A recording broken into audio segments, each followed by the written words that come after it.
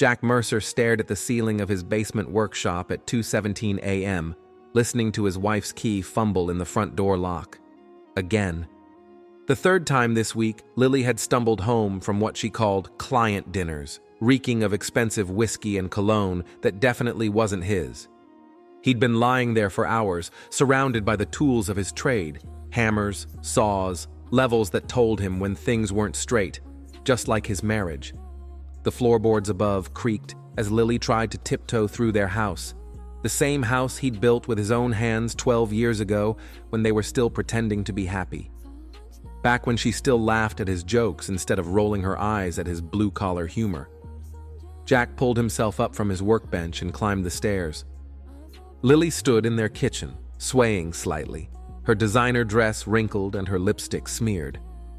"Hey there, stranger," Jack said, leaning against the doorframe. "How was your meeting with the Johnson account?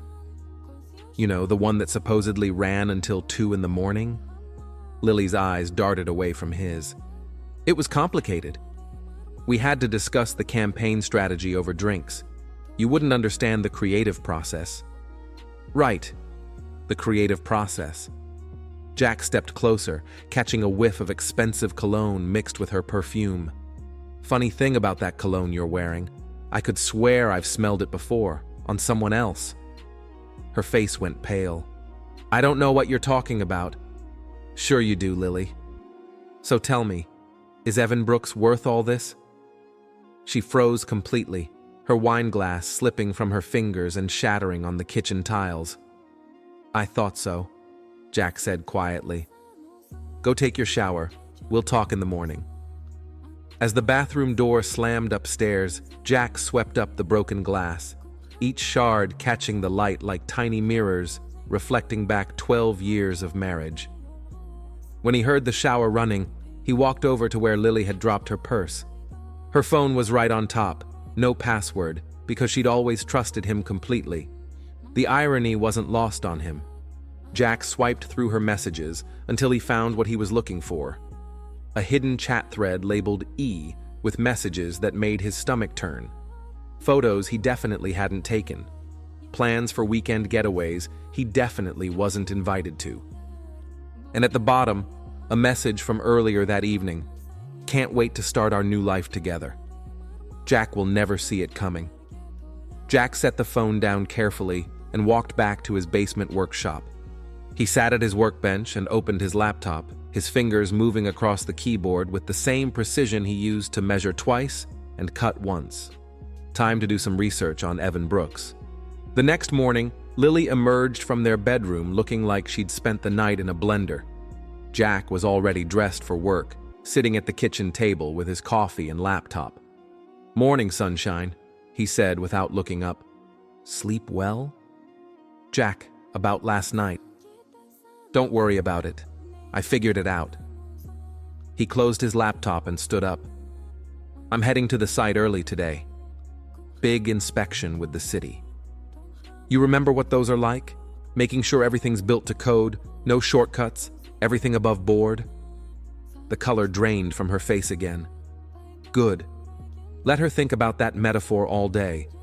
At his construction company office, Jack found his office manager Tess already at her desk with a steaming cup of coffee and a stack of paperwork. "You look like hell, boss," Tess said, not bothering to look up from her computer screen. "Rough night?" "You could say that." "Tess, I need you to do me a favor." Quietly.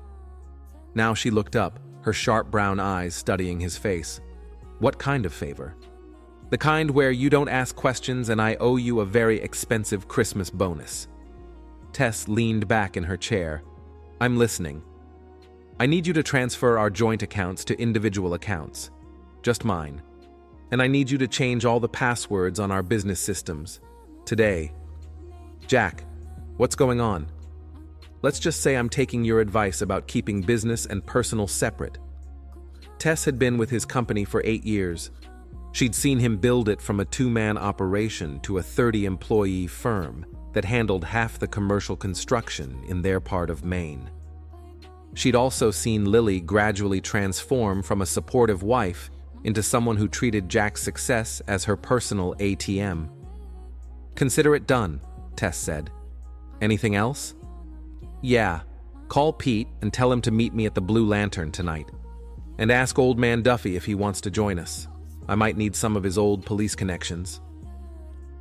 Pete Morrison was Jack's foreman, a mountain of a man who'd been framing houses since before Jack was born. Duffy was their security guard, a retired cop who knew every secret in their small Maine city. That evening, Jack found Pete and Duffy at their usual table in the back corner of the Blue Lantern, nursing beers and arguing about the Patriots' chances this season. "So what's this about, boss?" Pete asked as Jack sat down. Tess said it was important. Jack pulled out his phone and showed them the screenshots he'd taken of Lily's messages. Both men read in silence, Pete's face growing darker with each swipe. "Jesus, Jack," Duffy muttered. "How long has this been going on?" "At least 6 months, from what I can tell. But here's the thing. It gets worse." Jack swiped to another folder of screenshots. "They're not just having an affair. They're planning to destroy my business. Evan's been feeding Lily information about filing false harassment claims, getting former employees to lie about working conditions, anything to shut us down so his development company can swoop in and buy our contracts." Pete's massive hands clenched into fists. "That son of a—" "Easy, Pete. We're going to handle this the right way, the smart way." Duffy leaned forward. "What do you need?" "Information. Evan Brooks thinks he's untouchable because his daddy was some big-shot developer. But everybody's got secrets. I want to know his." "I can make some calls," Duffy said. "Still got friends in the department. And Pete, I need you to keep an eye on our sites. If Evan tries anything stupid, I want it on camera." "What about Lily?" Pete asked. Jack took a long pull from his beer. "Leave Lily to me." Jack didn't have to wait long for his next opportunity. 2 days later, Lily announced she was going to a creative workshop in Portland for the weekend. Jack used the tracking app on her phone, the same one she'd insisted they both install for safety, to follow her straight to Evan's waterfront condo. He parked across the street and waited. At 11 p.m., Lily emerged from the building, her hair messed up and her blouse buttoned wrong. Jack took photos with his phone's telephoto lens, making sure to capture the building number and timestamp. The next morning, Lily spun an elaborate story about the workshop, complete with fake business cards and a made-up presentation she'd supposedly attended. "Sounds fascinating," Jack said over breakfast. "How was the hotel?" "Fine. Nothing special." "That's weird. I could have sworn I saw your car at Evan's building last night, but I must have been mistaken." Lily's coffee cup rattled against its saucer. "You're being paranoid." "Am I? Then you won't mind if I check your credit card statements. You know, just to put my paranoid mind at ease." "Jack, you're scaring me." "Good. You should be scared." That afternoon, Tess called him at the job site. "It's done. All accounts transferred, all passwords changed. Also, I may have accidentally canceled her credit cards while I was updating our business accounts. Accidentally? Very accidentally. Oops." An hour later, Jack's phone rang. Lily, screaming. "My cards aren't working. The bank says the accounts are frozen." "That's strange. Maybe there's been some fraudulent activity. You know how banks get when they see unusual spending patterns. Like expensive hotels in Portland that you didn't actually stay at." The line went quiet. "I'm coming to your office right now," she finally said. "Sorry, but you're not on the visitor list anymore. Security upgrade." "You understand?" Jack hung up and turned to Pete, who was grinning like a kid on Christmas morning. "This is better than cable," Pete said. "It's about to get a lot better. Duffy found out some interesting things about our friend Evan. Such as he's got a gambling problem his daddy doesn't know about, and he owes some very unfriendly people a lot of money. The kind of people who break kneecaps when they don't get paid." "How much money?" 200,000? Due next month." Pete whistled low. "No wonder he wants to steal your business. Too bad for him that's not going to happen." Jack's opportunity came at the annual Founders Day Street Fair, a weekend event that drew half the city to Main Street for food trucks, live music, and enough gossip to fuel conversations until Christmas. He'd spent the week carefully planting seeds. A word here, a suggestion there, all designed to ensure that Lily and Evan would be at the fair together, thinking they were being discreet. Jack arrived early and positioned himself at the beer tent with Pete and Duffy, where they had a perfect view of the main stage area. Sure enough, at 2 p.m., Lily appeared with her best friend Mel, the self-appointed social media queen of their little city. 15 minutes later, Evan showed up with his usual entourage of sycophants. "There's our boy," Duffy muttered. Jack watched as Lily and Evan tried to look casual while maneuvering closer to each other. They thought they were being so clever, so sophisticated. "Showtime," Jack said, standing up. He walked straight over to where Evan was holding court near the funnel cake stand, telling some boring story about his latest development project. "Evan Brooks," Jack called out loudly, extending his hand. "Jack Mercer.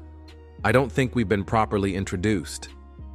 Evan's face went white, but he couldn't refuse the handshake without looking rude in front of the crowd that had gathered. "Jack," he said weakly, "I've heard so much about you. My wife just can't stop talking about you. Says you're quite the hands-on type." A few people in the crowd snickered. Evan tried to pull his hand away, but Jack held on.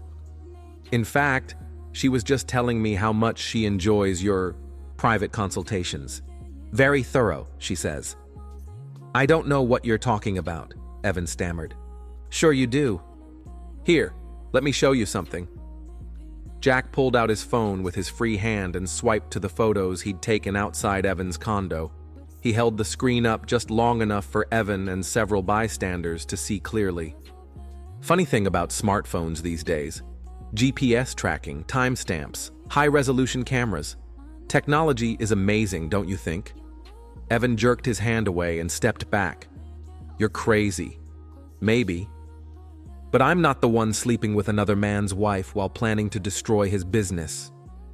The crowd was growing larger now, drawn by the drama. Jack spotted Lily pushing through the people, her face panicked. "Jack, stop!" she hissed. "You're making a scene." "Am I? I thought I was just having a friendly conversation with my wife's boyfriend." Gasps rippled through the crowd. Someone started recording with their phone. Evan tried to salvage the situation. "Look, I don't know what kind of sick game this is." "Game?" Jack laughed. "This isn't a game, Evan. This is what happens when you underestimate the wrong person." He turned to address the crowd. "See, Evan here thought he could steal my wife and my business. Thought I was just some dumb construction worker who wouldn't figure it out. But here's the thing about construction workers. We know how to read blueprints. And we always check the foundation before we start building." "You're insane," Evan said, backing away further. "Maybe, but at least I'm not broke."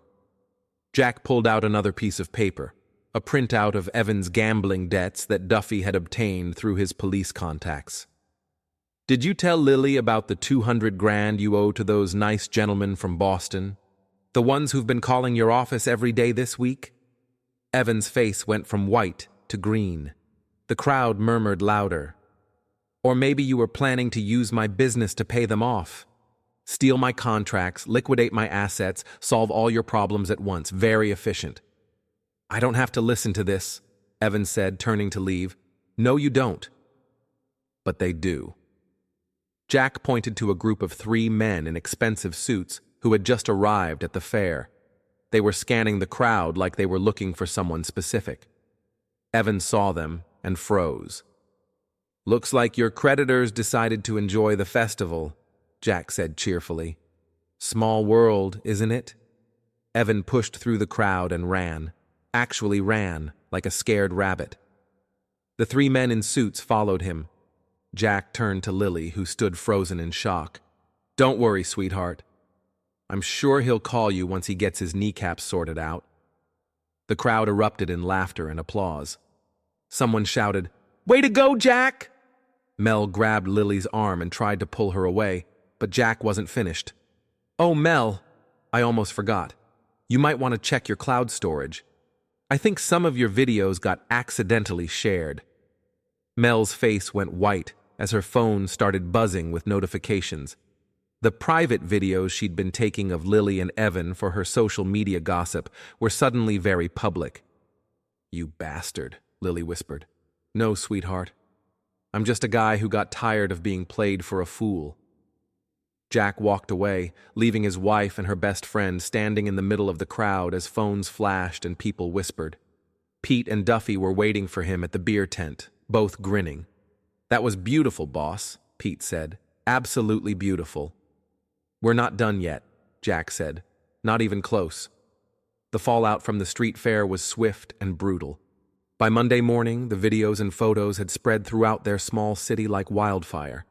Lily's boss called her into his office and suspended her pending an investigation into her professional conduct.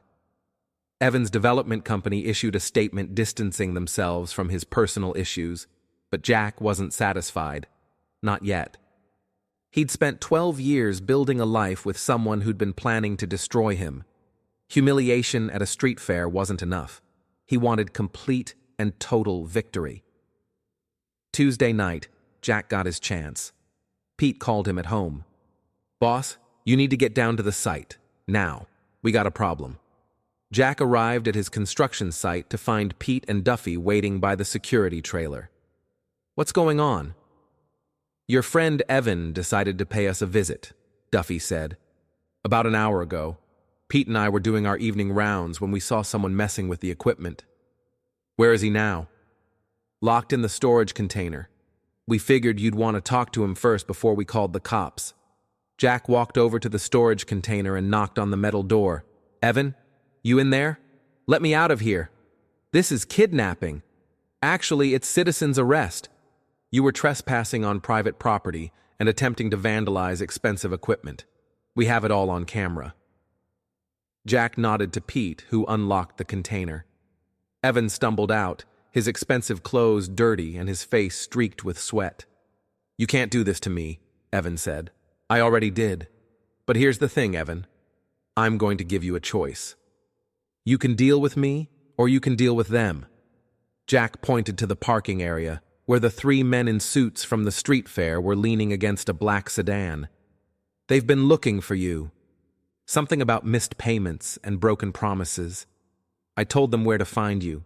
Professional courtesy." Evan looked at the men, then back at Jack. "What do you want?" "I want you to disappear. Leave town. Tonight. Don't come back. Don't call my wife. Don't even think about my business. And if I don't, then I let my friends over there handle this their way. And trust me, they're a lot less reasonable than I am." One of the men in suits started walking toward them. Okay, Evan said quickly. "I'll leave. Tonight, I promise." "Good. But first, you're going to do something for me." Jack handed him a piece of paper and a pen. "You're going to write a confession. Everything. The affair, the plan to destroy my business, all of it, in your own handwriting." "I'm not signing anything." The man in the suit was getting closer. "Your choice," Jack said. Evan grabbed the pen and started writing. When he finished, Jack read the confession carefully, then folded it and put it in his pocket. "Pleasure doing business with you, Evan. Pete, escort Mr. Brooks to his car." As Evan's BMW disappeared into the night, the man in the suit walked over to Jack. "Thanks for the tip," he said in a thick Boston accent. "We'll catch up with him eventually." "I'm sure you will." Jack watched the sedan drive away, then turned to Pete and Duffy. Phase 1 complete. Now for Phase 2. Lily was waiting for him when he got home, pacing around their living room like a caged animal. "Where is he?" she demanded. "Evan's not answering his phone." "He had to leave town suddenly. Business emergency." "You're lying." Jack sat down in his favorite chair and looked at his wife, really looked at her. When had she become this person? When had the woman he'd fallen in love with turned into this bitter, scheming stranger? Lily, we need to talk. If you think I'm going to apologize, I don't want an apology. It's too late for that. Jack pulled out Evan's written confession and handed it to her. Lily read it, her face growing paler with each line. This doesn't mean anything, she said finally. You probably forced him to write it. Maybe. But it doesn't matter, because I don't need it anymore. What do you mean? Jack smiled for the first time in weeks. I mean, I already won. He pulled out his phone and showed her the screen. It was the website for her advertising agency, with a prominent headline, Creative Director Lily Mercer terminated for breach of professional ethics. They fired you this afternoon. Something about inappropriate relationships with clients and misuse of company resources. Apparently, someone sent them detailed documentation of your activities. Lily's hands started shaking. You destroyed my career. No, sweetheart. You destroyed your career? I just documented it. I'll sue you for everything you have. With what lawyer? You don't have any money, remember? And good luck finding one who'll work for free once they see the evidence. Jack stood up and walked to the window. I've been thinking about what you said in those text messages. About starting a new life. I think that's exactly what you should do. What? I want you out of this house by tomorrow night. Take whatever clothes you can carry, but everything else stays here. The car, the jewelry, the furniture, it's all in my name. You can't do this to me. Actually, I can. Maine is a no-fault divorce state, but adultery still matters when it comes to property division. Especially when there's evidence of conspiracy to commit fraud.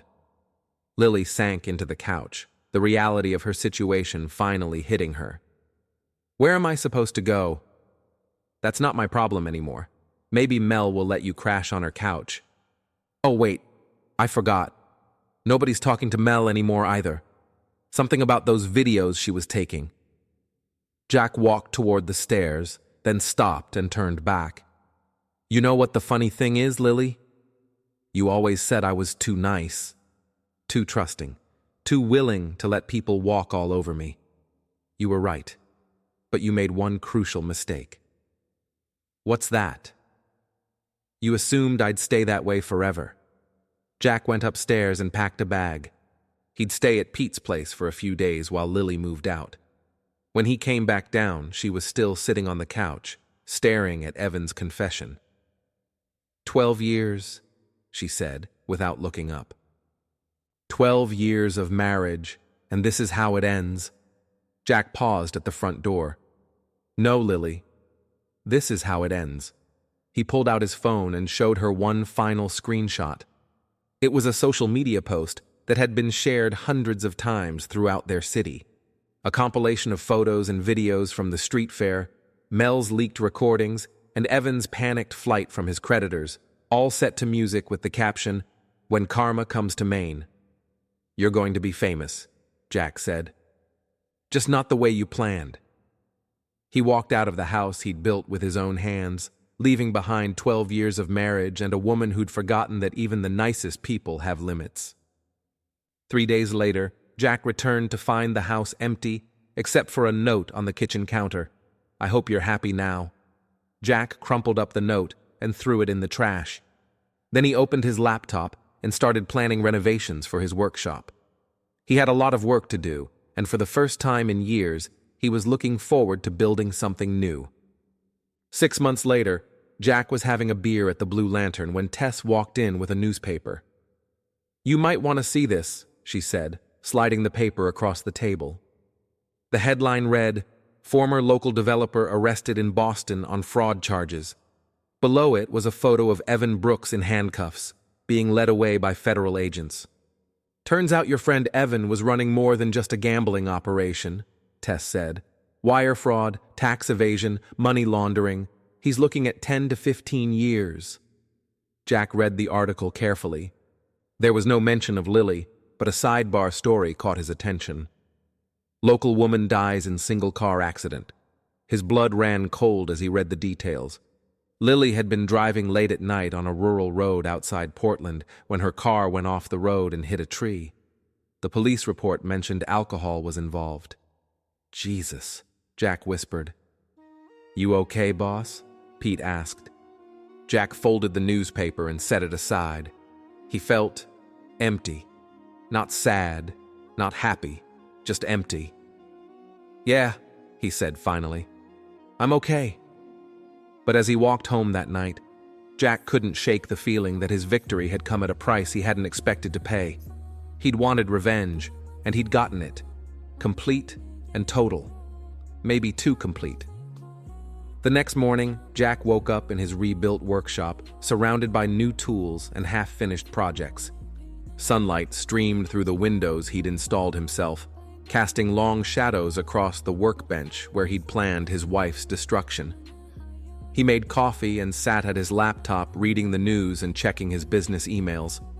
Orders were pouring in. His reputation in the community had never been higher. Everyone loved the story of the underdog who'd outsmarted the cheaters. Jack Mercer had won everything he'd wanted. His business was thriving, his enemies were destroyed, and his name was cleared. So why did he feel like he'd lost something important? He closed the laptop and picked up his hammer, weighing it in his hand. Outside, he could hear the sounds of his crew arriving at the job site, ready for another day of building something solid and permanent. Jack smiled grimly and headed upstairs. He had work to do. After all, there was always something that needed fixing.